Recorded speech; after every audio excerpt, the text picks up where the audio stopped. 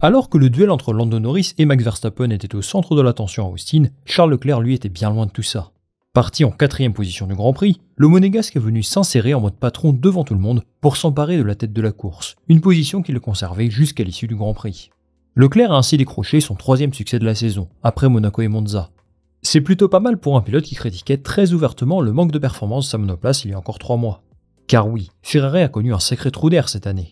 En début de saison, ils étaient proches de Red Bull, puis leur performance n'a cessé de baisser à partir du Grand Prix du Canada, lieu de leur seul double abandon cette saison. De début juin jusqu'à fin août, soit cette Grand Prix, ils n'ont décroché que 3 podiums, ce qui est bien sûr indigne des ambitions initiales de Ferrari. Ce déclin s'explique par un package d'évolutions mal nées, qu'ils ont dévoilé pour la première fois à Barcelone. Ces évolutions n'ont pas produit les résultats espérés. Ils ont même fait une sorte de retour dans le passé, avec un sacré phénomène de rebond qui est apparu on ne sait pas trop comment. Ferrari a donc mangé son pain noir et serré les dents, pensant, une nouvelle fois, que cette saison serait achetée aux oubliettes. Oui mais voilà. Il reste 5 Grands Prix aujourd'hui, et devinez qui est encore en lice pour décrocher des titres. Ferrari. Il aura suffi de 2 victoires sur les 4 derniers Grands Prix pour relancer le suspense pour le championnat constructeur. Car oui, ils ne sont plus qu'à 8 petits points de Red Bull et 48 de McLaren. Ce n'est pas grand chose, ils ont une belle opportunité de décrocher un nouveau titre pour la première fois depuis 2008, chose qu'on pensait impossible il y a encore quelques semaines. Ferrari se retrouve donc dans une position de chasseur aujourd'hui, revigoré par ce magnifique doublé à Austin. Ce week-end-là, Charles Leclerc a évidemment brillé, mais il faut également saluer la performance de ce bon vieux Carlos Sainz, qui a été très solide, notamment dans sa gestion des pneumatiques. Au-delà du championnat constructeur, Charles Leclerc est encore en lice pour le championnat pilote. Mathématiquement c'est le cas en tout cas, et même si les chances sont minces, il a quelques arguments à faire valoir. Ferrari est en grande forme en ce moment, et j'aimerais d'abord qu'on comprenne ensemble comment expliquer une telle résurrection. La première chose que j'aimerais mettre en avant, c'est le fait que Ferrari est la seule écurie, avec Williams, à n'avoir apporté aucune évolution à Austin. Je vous avoue que c'est quelque chose qui m'a plutôt surpris. Il restait 6 Grands Prix, et je m'attendais à ce que tout le monde fasse quelques modifications à minima, pour jeter les dernières forces dans la bataille. Mais Ferrari n'a pas fait ce choix-là. Et c'est donc finalement avec des ambitions mesurées que Fred Vasseur et son équipe abordaient ce week-end. Pourtant, on les a sentis très compétitifs d'entrée de jeu, et je vous avoue que ça faisait un bail que je ne les avais pas vus comme ça. J'ai souvenir de l'Australie où ils étaient franchement pas mal, puis Monaco aussi, évidemment. Mais bon, c'est un circuit tellement unique en Formule 1, difficile d'en tirer des conclusions.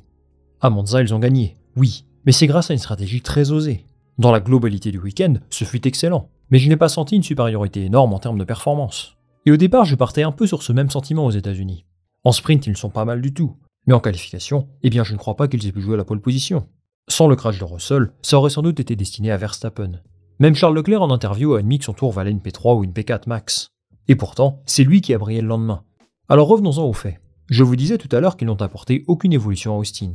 Comment se fait-il alors qu'ils aient dominé la course à ce point ? Premièrement, parce que la Formule 1 n'est pas qu'un sport d'amélioration. C'est important évidemment, et c'est crucial pour réussir sa saison. Mais les amis, une monoplace, c'est comme un gâteau au chocolat. Si vous mettez trop de sucre, trop de chocolat, trop de beurre, ou tout simplement qu'il y a un ingrédient qui ne devrait pas être là, ou juste pas fameux, eh bien ça peut créer un déséquilibre dans votre recette. Et bien pour Ferrari, c'est exactement pareil. Leurs améliorations n'ont pas fonctionné à Barcelone, et elles ont créé de l'instabilité à tous les niveaux. Visiblement, ils ont appris de cette épreuve douloureuse. Ils ont privilégié de faire confiance à quelque chose qui est censé marcher. Pour autant, ils ne sont pas arrivés à Austin les mains vides, et il y a un article de Motorsport qui nous explique ça très bien. En fait, ils ont bien apporté des ajustements, mais ils n'avaient pas besoin de les déclarer à la FIA, car ils n'affectaient pas directement la forme de la voiture, conformément à ce qui est écrit dans le règlement sportif, précisément l'article 19.1, alinéa C. Sans le montrer, Ferrari a fait un très gros travail sur son aileron avant, plus exactement sur ce qu'on appelle l'élasticité aérodynamique. Pour faire simple, il s'agit d'ajustements mineurs sur la flexion de l'aileron avant, qui permettent à Ferrari de mieux gérer l'équilibre de la voiture. Ça ne vous aura peut-être pas échappé, les ailerons flexibles ont fait grincer beaucoup de dents cette saison en Formule 1. Ce sont des éléments conçus pour se déformer légèrement sur certaines charges aérodynamiques, permettant ainsi de réduire la traînée en ligne droite et d'améliorer la performance globale de la voiture. 2 écuries étaient au cœur de la tempête, McLaren et Mercedes. Bon, ce n'est pas le sujet aujourd'hui, mais pour résumer, la façon dont bougeaient leurs ailerons avant ont fait sourciller toutes les autres équipes de F1. Il y a aussi une histoire avec l'aileron arrière de McLaren, vous savez, le mini DRS. Mais bon, ça c'est une autre histoire.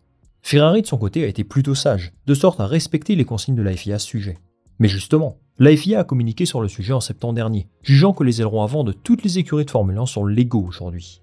Suite à cette décision, ils ont commencé à prendre quelques risques supplémentaires. Et ce qu'il s'est passé à Austin en est une preuve. Ça n'a pas fait une grosse différence, parce que ce qui a primé, c'est surtout le fait qu'ils soient à l'aise sur ce circuit. Par contre, ça nous montre qu'ils sont plus en confiance dans leur prise de décision, et qu'ils comprennent bien mieux leur voiture par rapport à il y a quelques mois.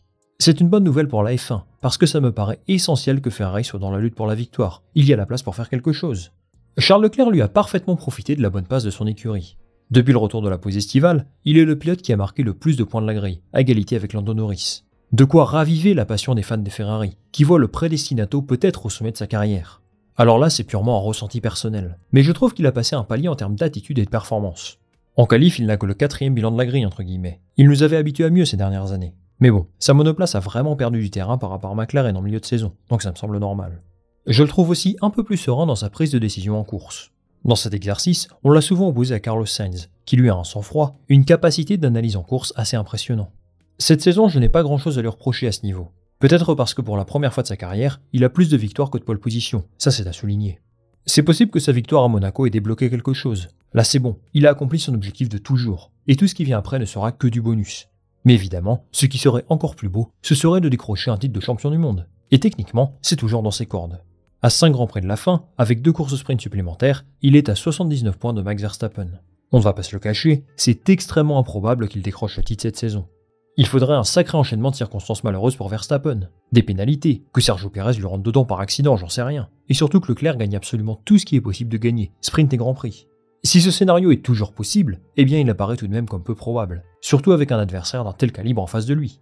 Chez Ferrari, on regrettera certainement ces 2 mois très difficiles en milieu de saison. Parce que si ces améliorations avaient apporté les résultats espérés, eh bien je pense que Leclerc serait à la place de Norris en ce moment, peut-être même un peu plus proche de Verstappen que lui. Malgré tout, il y a pas mal de positifs à tirer de cette saison pour Leclerc. Il domine Carlos Sainz assez largement, statistiquement parlant, même s'il faut rappeler qu'il a manqué un grand prix en début de saison, à Jeddah. On n'avait pas trop de doute là-dessus, mais il prouve à Ferrari qu'ils ont eu raison de le prolonger en début de saison. Surtout, c'est de très bon augure avant l'arrivée de Lewis Hamilton l'an prochain. On a tendance à l'oublier, et même en écrivant ce texte, je trouve toujours ça surréaliste. Mais la légende vivante Lewis Hamilton va rejoindre l'écurie la plus prestigieuse de la grille, et ça va faire un sacré boucan médiatique. Leclerc lui fera face au plus grand défi de sa carrière, contre un pilote qui n'a plus rien à prouver. Et par son statut, il doit lui offrir une opposition, et je suis convaincu que ce sera le cas. D'autant plus que vu le niveau assez proche de Mercedes, McLaren et Red Bull, il y a potentiellement une opportunité de jouer le titre l'an prochain. Mais attention à ne pas se projeter trop vite, parce qu'il y a bel et bien une chance de gagner le championnat constructeur cette saison. Si l'on se fie à la dynamique des pilotes du côté de Red Bull, Verstappen me semble beaucoup trop seul. Je pense donc que Ferrari va les dépasser, à moins que Max passe en mode Ronaldo mèche blonde version Real Madrid et remporte tous les grands prix restants. J'imagine plus le combat se produire face à McLaren, et je trouve ça super intéressant. On a là les 2 duos de pilotes les plus compétitifs de la grille cette saison, ou en tout cas les plus réguliers dans leurs résultats. Ça va donc se jouer sur plusieurs domaines. La gestion des dernières améliorations, le niveau des pilotes, la fiabilité du matériel, la stratégie bien sûr, et également les circuits qui se présentent à eux. Alors le prochain Grand Prix ce week-end est à Mexico City, et comme chaque année, la grosse inconnue demeure sur l'altitude.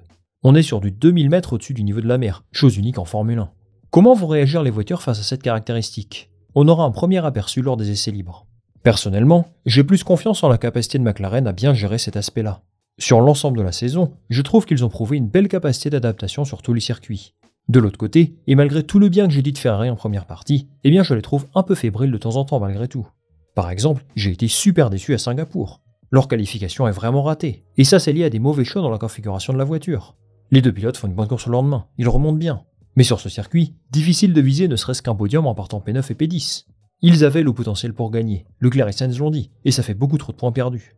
Pour ce qui est des tracés en eux-mêmes, je pense qu'ils ont moyen d'être à l'aise ce week-end de Mexique, et également à Vegas. J'ai un peu plus d'inconnus pour le reste, surtout à Interlagos, là ça peut partir dans tous les sens j'ai l'impression. Mais globalement, il me semble avoir les armes pour poser des problèmes à McLaren. Je lis pas mal les posts de Scuderia Ferrari France sur Twitter, que je vous recommande.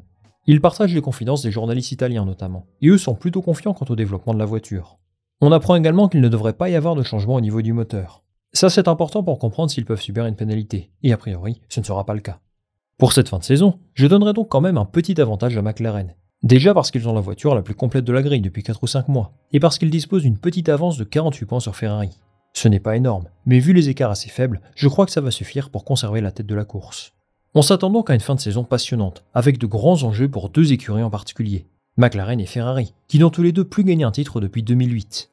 Ferrari pourra compter sur un Charles Leclerc en très grande forme, qui souhaite prendre la place de Lando Norris au classement, à minima. Vice-champion du monde, c'est honorifique, mais je pense qu'il prend quand même, et c'est clairement dans ses cordes pour cette fin de saison. Merci beaucoup les amis d'avoir suivi cette vidéo jusqu'au bout, j'espère qu'elle vous a plu. Avant de se quitter, j'attends évidemment votre avis sur les chances de Ferrari de remporter un titre. Est-ce que vous y croyez, ou alors pas du tout? Moi je lirai tout ça attentivement. Comme d'habitude, pensez à liker, à partager ça autour de vous et à vous abonner. Et nous on va se retrouver très vite pour une nouvelle vidéo. Salut, à la prochaine.